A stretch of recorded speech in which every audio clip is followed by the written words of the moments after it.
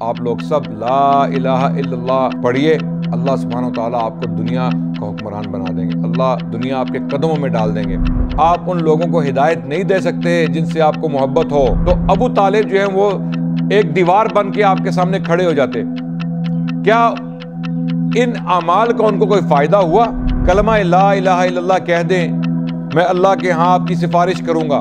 اس کلمے کی بنیاد پہ صرف لا الہ الا اللہ کہہ دیجئے۔ اللہ سبحانہ وتعالیٰ دلوں کے حال جانتے ہیں، شاید اس کے دل کی کوئی ایسی حالت ہے، کچھ ایسا اس کا کوئی رویہ ہے، یا کوئی ایسی اس میں خوبی ہے کہ اللہ اس کو ہدایت بخش دے۔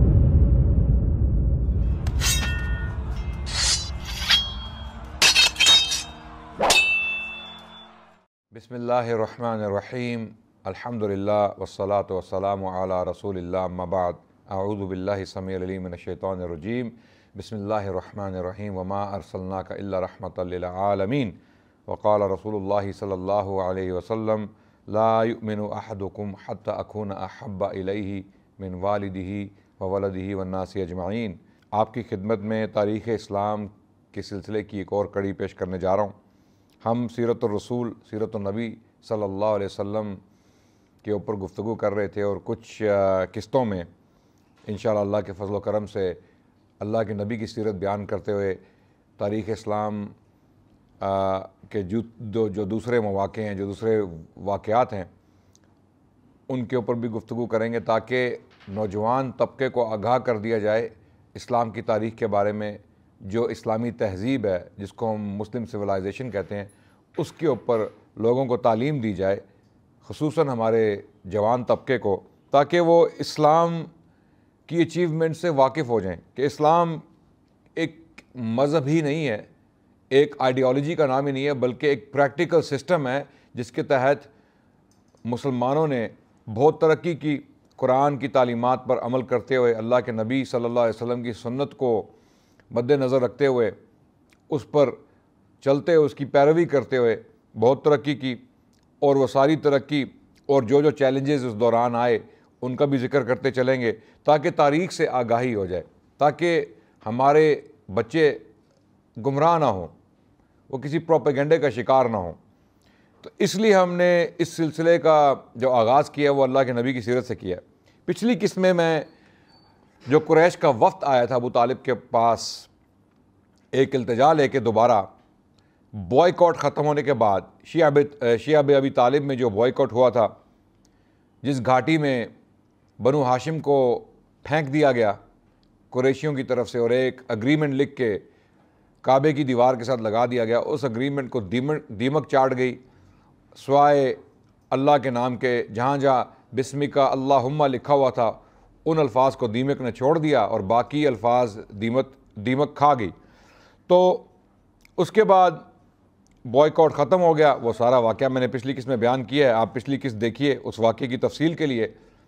قریشی ابو طالب کے پاس آئے، کیونکہ ابو طالب کی طبیعت خراب ہو گئی، وہ بیمار ہو گئے، اور قریشیوں کو ڈر لاحق ہوا کہ اگر ابو طالب مر گئے، ان کی وفات ہو گئی، تو اس کے بعد اگر ہم نے محمد صلی اللہ علیہ وسلم پر ظلم کیے اور ان پر کوئی زیادتی کی، تو عرب کے لوگ ہمیں طعنہ دیں گے کہ جب تک ابو طالب زندہ تھا آپ لوگوں نے محمد کو مارا نہیں، قتل نہیں کیا، کچھ بھی نہیں کیا، اور اگر ابو طالب کے مرنے کے بعد ہم نے کوئی محمد کے خلاف اقدام کیا تو عرب کے لوگ ہمیں طعنہ دیں گے۔ اس طعنے سے بچنے کے لیے قریشی سردار ابو طالب کے پاس آئے اور کہا کہ آپ اپنے بھتیجے کو سمجھائیے کہ وہ رائے راست پہ آ جائے، جو ان کی نظر میں رائے راست تھا، کہ بتوں کی پوجا یا بتوں کی مذمت کرنا چھوڑ دے، پوجا تو درکنار، مذمت کرنا چھوڑ دے۔ تو پھر رسول اللہ صلی اللہ علیہ وسلم تشریف لائے، اور انہوں نے ان قریشی سرداروں کے سامنے ایک آپشن پیش کی کہ اگر میں تمہیں کوئی ایسا رستہ بتاؤں، اور یہ ابو طالب کے ساتھ قریش کی کوئی تیسری یا چوتھی میٹنگ تھی، پچھلی میٹنگز کی جو میں تفصیلات میں بیان کر چکا ہوں، آپ ان کو پچھلی قسطوں میں ان کی تفصیلات دیکھ سکتے ہیں۔ تو قریش کے لوگ بضد تھے کہ کسی طرح محمد صلی اللہ علیہ وسلم کو پریشرائز کر کے یہ کام روکا جائے، تبلیغ کا کام روکا جائے، نبوت کے کام میں خلل ڈالا جائے کسی طریقے سے۔ انہوں نے بوائیکاٹ کر کے بھی دیکھ لیا، 3 سال کوشش کی کہ فائنینشلی رسول اللہ کی کمر توڑ دی جائے، یا نعوذ باللہ ان کو ختم کر دیا جائے، بھوک اور افلاس کا بوائیکاٹ ان کے خلاف امپوز کر کے، لیکن وہ کام نہیں ہوا وہ جو چاہتے تھے۔ تو اب اس میٹنگ میں جب انہوں نے ابو طالب کے سامنے دوبارہ اپنی پیشکش رکھی کہ محمد کو روکیے،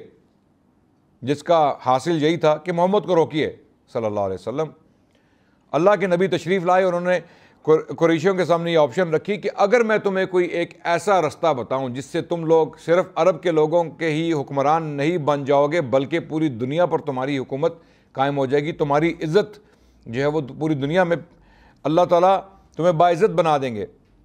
اس دنیا کا حکمران بنا دیں گے، اگر میں تمہیں کوئی ایسا طریقہ بتاؤں، تو ظاہر ہے قریش کے سردار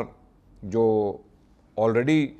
بڑے بااثر لوگ تھے، انہوں نے کہا ہمارا اثر بڑھ جائے گا، اثر و رسوخ بڑھ جائے گا، تو انہوں نے کہا محمد صلی اللہ علیہ وسلم سے کہ آپ بتائیے۔ ابو جہل نے کہا کہ آپ 10 باتیں بتائیے، تو اللہ کے نبی نے کہا کہ میں ایک ہی بات بتاؤں گا، آپ لوگ سب لا الہ الا اللہ پڑھیے، لا الہ الا اللہ کہیے، اللہ سبحانہ و تعالیٰ آپ کو دنیا کا حکمران بنا دیں گے، اللہ دنیا آپ کے قدموں میں ڈال دیں گے۔ تو یہ بات سن کے ابو جہل جیسے لوگ پھر انہوں نے مذاق اڑایا اللہ کے نبی کا کہ یہ کیسی باتیں آپ ہم سے کر رہے ہیں، اور پھر انہوں نے اپنے ساتھیوں کو کہا کہ ہمیں یہاں سے چلنا چاہیے، یہ شخص محمد صلی اللہ علیہ وسلم جو ہے وہ اپنی تعلیمات پر ڈٹ گیا اور اس نے کبھی بھی ہماری بات نہیں ماننی، یہ کبھی بھی ہماری بات نہیں مانیں گے۔ تو یہ میٹنگ ختم ہوئی اسی حال میں کہ اللہ کے نبی بضد تھے کہ تم لا الہ الا اللہ کہو اور اللہ تمہیں سب کامیابیاں، دنیا کی کامیابیاں اور آخرت کی کامیابیاں تمہارے حوالے کر دیں گے، تمہیں دے دیں گے، لیکن قریشیوں نے انکار کر دیا۔ اس کے بعد جو اگلا عرصہ آیا یا مرحلہ آیا اللہ کے نبی کی زندگی میں، وہ بہت غم کا عرصہ تھا، اس میں اللہ کے نبی غم کا شکار ہوئے۔ اس کی وجہ یہ تھی کہ ابو طالب کی وفات ہوئی۔ شیعہ ابی طالب کے بوائیکاٹ کے بعد تقریباً 6 ماہ بعد، بیمار رہنے کے بعد، اس علالت کے بعد ابو طالب کی وفات ہوئی۔ ابو طالب شیعہ ابی طالب کے بوائیکاٹ کے 6 ماہ بعد وفات پا گئے، اور ٹھیک 3 دن بعد کچھ روایات کے مطابق حضرت خدیجہ رضی اللہ عنہا کا بھی انتقال ہو گیا، اور اسی وجہ سے اللہ کے نبی صلی اللہ علیہ وسلم نے اس سال کو سن 10 نبوی، جبکہ اللہ کے نبی 10 سال سے تبلیغ کا کام مکے میں کر رہے تھے۔ آپ کو یاد دلاتا چلوں کہ اللہ کے نبی کی تبلیغ جو تھی مکے کے شہر میں، اس کے 3 مرحلے تھے، وہ میں پہلی قسطوں میں بیان کر چکا ہوں۔ پہلا مرحلہ تھا سیکرٹ پریچنگ کا، سیکرٹ تبلیغ، اس کے بعد اوپنلی سیکرٹ تبلیغ جو ہے تقریباً پہلے 3 سال تک چلتی رہی، سن 3 نبوی تک۔ سن 3 نبوی سے 10 نبوی تک اللہ کے نبی نے اوپن پریچنگ کی پبلک میں مکے میں، جس کی وجہ سے بہت ساری صعوبتیں اور مشکلات اور مصیبتوں کا سامنا کرنا پڑا۔ مکے کے لوگوں کی، مکے کے سرداروں کی دشمنی مول لینی پڑی، اور اس کے نتیجے میں مار پیٹ، گالم گلوچ، اور اللہ کے نبی صلی اللہ علیہ وسلم کا محاسبہ، ان کے ساتھیوں کا محاسبہ، حتیٰ کہ حضرت عمر اور حمزہ اسلام لائے، جس کے بعد تھوڑی سی کمی آئی ٹارچر میں اور تکالیف میں۔ پھر یہ واقعہ ہوا شیعہ ابی طالب کا کہ 3 سال کے لیے اللہ کے نبی صلی اللہ علیہ وسلم کو مکے کے شہر سے باہر پھینک دیا گیا، ان کو نکال دیا گیا، جلا وطن کر دیا گیا، اور ایک گھاٹی میں پورے خاندان نے زندگی گزاری۔ تو اب جو 10واں سال تھا نبوی، 10 نبوی کا سال تھا، اس کو عام الحزن کے نام سے اللہ کے نبی صلی اللہ علیہ وسلم یاد فرماتے تھے۔ کیوں؟ غم کا سال۔ اس کی وجہ یہ تھی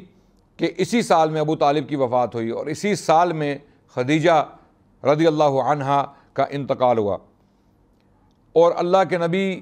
شدید غم کا شکار ہوئے۔ اس کی وجہ یہ تھی کہ ابو طالب سے انہیں انتہائی محبت تھی، اور اپنی بیوی زوجہ محترمہ حضرت خدیجہ رضی اللہ عنہا سے بھی انتہا کی محبت تھی، اور کیونکہ 2 محبوب اشخاص کا انتقال ہوا، اللہ کے نبی کی ذات پر اس کا بہت گہرا اثر ہوا، اور وہ غمگین ہوئے۔ جب ابو طالب اپنے بستر مرگ پر تھے، اس وقت اللہ کے نبی ان کے پاس تشریف لائے اور انہیں تنبیہ کی کہ اے میرے چچا، آپ کلمہ لا الہ الا اللہ کہہ دیں، میں اللہ کے ہاں آپ کی سفارش کروں گا۔ اس کلمے کی بنیاد پہ صرف لا الہ الا اللہ کہہ دیجئے، جس طرح کہ بعد میں اللہ کے نبی صلی اللہ علیہ وسلم کی حدیث ہے، من کان آخر کلامہ لا الہ الا اللہ دخل الجنہ، کہ جس شخص کا آخری کلام لا الہ الا اللہ ہو، اللہ اس کو جنت میں داخل کر دیں گے۔ یعنی جو بستر مرگ پہ مرنے سے پہلے جس کے آخری الفاظ لا الہ الا اللہ کے ہوں، اللہ اس کو جنت میں داخل کر دیں گے۔ اسی لیے ہمیں جو لوگ ہمارے سامنے وفات پانے والے ہوں یا بیمار ہوں یا قریب المرگ ہوں، ہمیں انہیں تنبیہ کرنی چاہیے، نصیحت کرنی چاہیے کہ آپ لا الہ الا اللہ کا ورد کثرت سے کیجئے، کیونکہ اگر آپ نے بستر مرگ پہ لا الہ الا اللہ کہہ دیا اور اسی حالت میں اگر آپ کی وفات ہو گئی تو اللہ کے نبی کا وعدہ جو ہے وہ پورا کیا جائے گا، دخل الجنہ، وہ شخص جنت میں داخل ہو گیا۔ اسی فلسفے کے تحت، اسی سوچ کے تحت اللہ کے نبی صلی اللہ علیہ وسلم ابو طالب کو تنبیہ کر رہے تھے کہ آپ لا الہ الا اللہ کہہ دیجئے، لیکن ساتھ ہی ابو جہل جیسے ملعون اور بدنصیب لوگ موجود تھے، انہوں نے ابو طالب کو طعنہ دیا کہ کیا تم بستر مرگ پہ ڈر جاؤ گے؟ کیا تم اپنے باپ کا دین چھوڑ دو گے؟ اپنے باپ کی ملت چھوڑ دو گے؟ یہ طعنے سن کر، اور پھر یہ بھی کہا گیا کہ قریش کی عورتیں تم پر ہنسیں گی، تمہارا مذاق اڑائیں گی تمہارے مرنے کے بعد کہ ابو طالب بستر مرگ پہ ڈر گیا۔ تو ڈرنا نہیں ہے، جو بات آپ کو محمد کہہ رہے ہیں اس کو چھوڑیے اور اپنے باپ کی ملت پہ مریں، عبد المطلب کی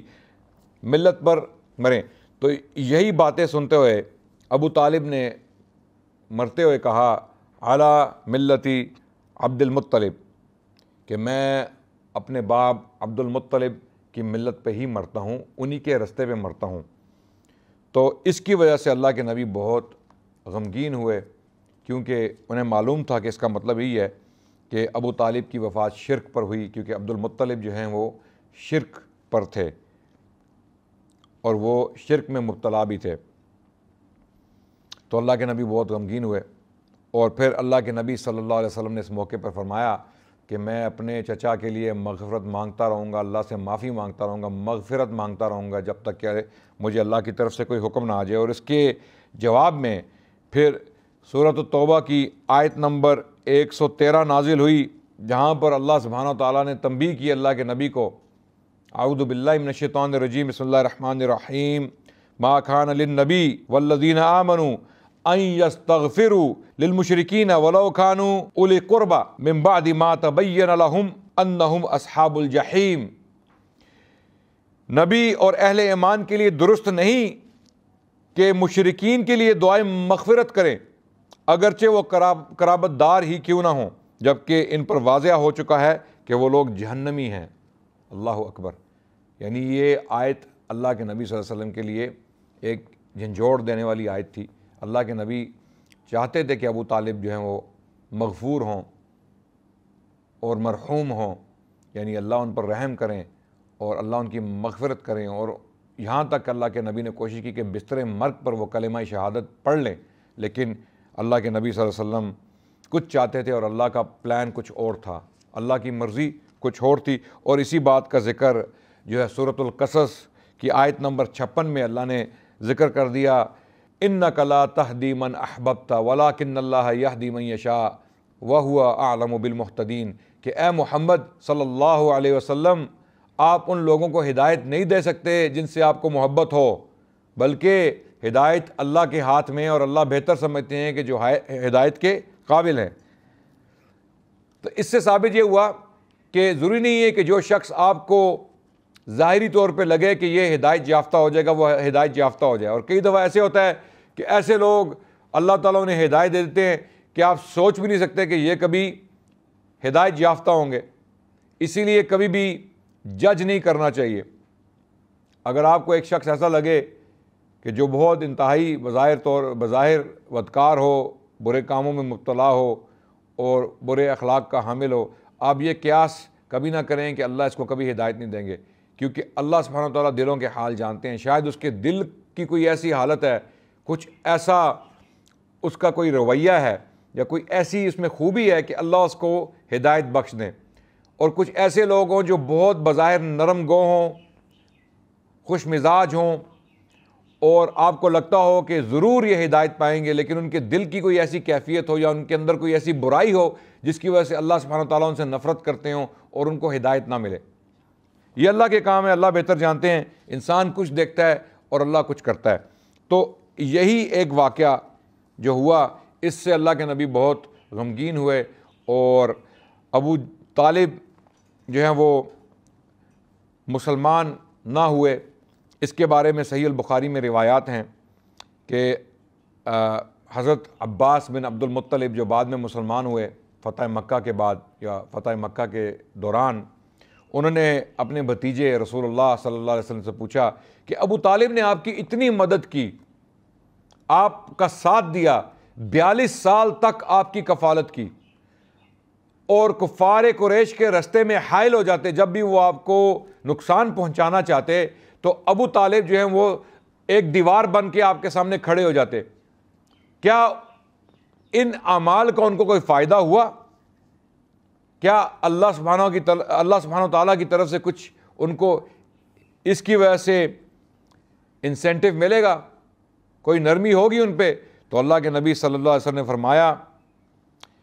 وہ جہنم کی ایک نچلی جگہ پہ ہیں، اور اگر میں نہ ہوتا تو وہ جہنم کے سب سے گہرے کھڈے میں ہوتے۔ یہ بخاری شریف کی حدیث ہے۔ اور ابو سعید خدری رضی اللہ عنہ کا بیان ہے کہ ایک بار نبی کے پاس آپ کے چچا کا تذکرہ ہوا تو آپ نے فرمایا ممکن ہے قیامت کے دن انہیں میری شفاعت فائدہ پہنچا دے اور انہیں جہنم کی ایک کم گہری جگہ میں رکھ دیا جائے کہ آگ صرف ان کے دونوں ٹخنوں تک پہنچ سکے۔ یہ بھی صحیح البخاری میں مروی ہے۔ تو بخاری میں یہ احادیث موجود ہیں، بلکہ بخاری کی کتاب التفسیر میں جو سورۃ القصص کی میں نے آیت پڑھی آپ کے سامنے، اِنَّکَ لَا تَهْدِی مَنْ أَحْبَبْتَ وَلَٰكِنَّ اللَّهَ يَهْدِی مَن یَشَاءُ، اس کی تفسیر میں حضرت ابو ہریرہ کا قول ہے کہ یہ آیت ابو طالب کے بارے میں نازل ہوئی تھی، کیونکہ اللہ کے نبی کو ابو طالب سے بہت محبت تھی، وہ ابو طالب سے شدید محبت کرتے تھے، اسی لیے اللہ نے یہ الفاظ استعمال کیے کہ جن سے آپ محبت کرتے ہوں اے اللہ کے نبی، ضروری نہیں ہے کہ وہ بھی ہدایت پائیں، یہ ضروری نہیں ہے کہ وہ بھی ہدایت پائیں، کیونکہ ہدایت اللہ کے ہاتھ میں ہے۔ تو یہاں پر یہ ثابت ہوا کہ ابو طالب جو ہیں وہ غیر مسلم کی حیثیت سے ان کی وفات ہوئی۔ جو لوگ یہ دعویٰ کرتے ہیں کہ ابو طالب مسلمان تھے یا ابو طالب جو ہیں وہ ایمان لے آئے مرنے سے پہلے، ان کے جو دلائل ہیں ان کی دلیلیں کمزور ہیں، اور ان مضبوط دلیلوں کی موجودگی میں قرآن کی آیات اور بخاری صحیح البخاری کی احادیث کی روشنی میں یہی جو ہے وہ لگتا ہے کہ ابو طالب جو ہیں وہ ایک غیر مسلم کی حالت میں یا غیر مسلم کی حیثیت سے ان کی وفات ہوئی۔ اور بہت سارے لوگ ان کے بارے میں حضرت کا لفظ استعمال کرتے ہیں، جو کہ میں نے خود بھی کیا۔ وہ اس لیے کیا جاتا ہے کہ ان کی رسپیکٹ کی جائے، گو کہ وہ ایک غیر مسلم تھے لیکن انہوں نے اللہ کے نبی کی بہت مدد کی، اور ان کا نام جو ہے وہ ادب اور احترام سے لینا چاہیے، کیونکہ اللہ کے نبی کو ان سے محبت تھی۔ اس میں کوئی شک نہیں ہے کہ وہ روایات موجود ہیں جہاں پر اللہ کے نبی نے ان کو کلمہ پڑھنے کا کہا اور انہوں نے انکار کیا، بلکہ انہوں نے یہ کہا کہ میں اپنے والد کی ملت پہ وفات پاؤں گا۔ اس میں کوئی شک نہیں ہے، یہ روایات صحیح ہیں اور یہ تواتر سے پہنچی ہیں ہم تک، لیکن اس کے باوجود ہمیں ابو طالب کو احترام کے ساتھ یاد کرنا چاہیے، اور اللہ کے نبی کی محبت کو مد نظر رکھتے ہوئے ان کی شان میں کوئی ایسے کلمات نہیں کہنے چاہیے جو گستاخانہ ہوں۔ پھر حضرت خدیجہ کی رحلت، حضرت خدیجہ کا انتقال، یہ بھی اللہ کے نبی کے لیے بہت بڑا شوق تھا۔ حضرت خدیجہ وہ شخصیت تھیں جنہوں نے اللہ کے نبی کا اس وقت ساتھ دیا جب پوری دنیا اللہ کے نبی کی دشمن تھی۔ اللہ کے نبی نے جب تبلیغ شروع کی، اور بلکہ اللہ کے نبی کے اپنے الفاظ ہیں صلی اللہ علیہ وسلم، وہ فرماتے ہیں جس وقت لوگوں نے میرے ساتھ کفر کیا وہ مجھ پر ایمان لائیں، جس وقت لوگوں نے مجھے جھٹلایا انہوں نے میری تصدیق کی، جس وقت لوگوں نے مجھے محروم کیا انہوں نے مجھے اپنے مال میں شریک کیا، اور اللہ نے مجھے ان سے اولاد دی اور دوسری بیویوں سے کوئی اولاد نہ دی۔ یہ روایت مسند احمد میں موجود ہے، اور اللہ کے نبی کے خیالات ہیں اپنی زوجہ محترمہ حضرت خدیجہ کے بارے میں۔ حضرت خدیجہ وہ شخصیت تھیں جنہوں نے سب سے پہلے اللہ کے نبی پر ایمان لایا خواتین میں، یعنی جب اللہ کے نبی صلی اللہ علیہ وسلم نے اسلام پیش کیا ان کے سامنے تو انہوں نے اللہ کے نبی کی مدد ہی نہیں کی بلکہ اسلام قبول بھی کیا۔ اللہ کے نبی کے ساتھ جو غار حرا میں واقعہ ہوا وہ سارا میں بیان کر چکا ہوں تفصیلاً، اور جب اللہ کے نبی ایک انتہائی شوق کی حالت میں اپنی زوجہ محترمہ کے پاس آئے مکے کے شہر میں، تو انہوں نے اللہ کے نبی کو تسلی دی یہ کہتے ہوئے کہ آپ ایک انتہائی بہترین شخص ہیں، اللہ آپ سے کبھی کوئی زیادتی نہیں کریں گے، کیونکہ آپ مہمانوں کی قدر کرنے والے ہیں، غریبوں کی مدد کرنے والے ہیں، مسکینوں کی مدد کرنے والے ہیں، اور آپ سچ بولنے والے ہیں۔ یہ ساری چیزیں یا اس قسم کی چیزیں خدیجہ رضی اللہ عنہا نے اللہ کے نبی کے بارے میں فرمائیں اور پھر ان کو ورقہ بن نوفل کے پاس لے گئیں۔ تو خدیجہ رضی اللہ عنہا شروع سے ہی اللہ کے نبی کے ساتھ تھیں اور انہوں نے اللہ کے نبی کا بہت ساتھ دیا جب کہ وہ ظلم و جبر کا شکار تھے مکے کے شہر میں، اور بہت سختیاں جھیلیں خدیجہ نے اپنے شوہر کے ساتھ۔ جب شیعہ ابی طالب میں اللہ کے نبی کو جلا وطن کیا گیا یا ان کو باہر پھینکا گیا مکے کے شہر سے، تو خدیجہ بھی اس وقت ان کے ساتھ موجود تھیں، اور جو بھی تکلیفیں انہیں پہنچی، انہیں کھانے کو نہیں ملتا تھا، صاف پانی نہیں تھا، رہن سہن کے لیے صاف جگہ نہیں تھی، اور کھانے کے لیے بھی یہ گھاس پھوس اور چمڑے کو ابال کے کھائے، یعنی اس وجہ سے ان کی طبیعت خراب ہوئی، وہ بیمار ہوئیں اور اسی بیماری میں ان کا انتقال ہوا، اور ان کی عمر غالباً تقریباً 65 سال کے لگ بھگ تھی رضی اللہ عنہا۔ اور احادیث میں آیا کہ اللہ کے نبی نے فرمایا کہ جنت کی 4 سردار عورتوں میں سے خدیجہ رضی اللہ عنہا ایک ہیں۔ وہ 4 خواتین کون ہیں؟ حضرت خدیجہ، ان کی صاحبزادی حضرت فاطمہ جگر گوشہ رسول اللہ صلی اللہ علیہ وسلم، اور مریم علیہ السلام حضرت عیسیٰ کی والدہ محترمہ، اور آسیہ جو فرعون کی بیوی تھیں، ان کا بھی ذکر اس روایت میں آتا ہے کہ کیونکہ وہ مومنہ تھیں تو اللہ سبحانہ وتعالیٰ نے ان کو جنت میں اعلیٰ درجہ عطا کیا۔ تو جنت کی 4 بہترین خواتین میں سے حضرت خدیجہ رضی اللہ عنہا کا چناؤ کر لیا گیا۔ اسی دوران جو ہے بہت تکلیفیں پہنچائیں گی، اور قریشی جو ہیں وہ اللہ کے نبی کے خلاف دلیر ہو گئے، بہادر ہو گئے، کیونکہ جب ابو طالب کا سایہ اٹھ گیا، اللہ کے نبی جو ہیں وہ یتیم جانے لگے، ان کو یتیم سمجھا گیا، حالانکہ یتیم تو اللہ کے نبی صلی اللہ علیہ وسلم اپنی پیدائش سے پہلے ہی تھے، لیکن صحیح معنوں میں ان کو یتیم سمجھا گیا جب ابو طالب کا سایہ ان کے سر سے اٹھ گیا۔ ابو طالب ایک باپ کی طرح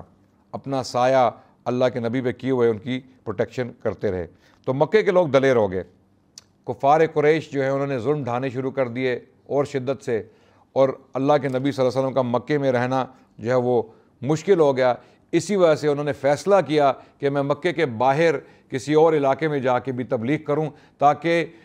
اگر مکے کے لوگ اسلام نہیں قبول کر رہے اور یہ دشمنی پر تلے ہوئے ہیں تو شاید اور لوگ میری بات سن لے اور وہ اسلام قبول کر کے نجات پائیں۔ تو اسی وجہ سے اللہ کے نبی صلی اللہ علیہ وسلم نے مکے کے باہر کے جو علاقے ہیں ان کا رخ کیا، اور ان میں سے ایک شہر تھا طائف کا شہر، جس کا واقعہ میں اگلی قسط میں بیان کروں گا۔ تب تک کے لیے آپ سے اجازت چاہتا ہوں۔ السلام علیکم ورحمۃ اللہ۔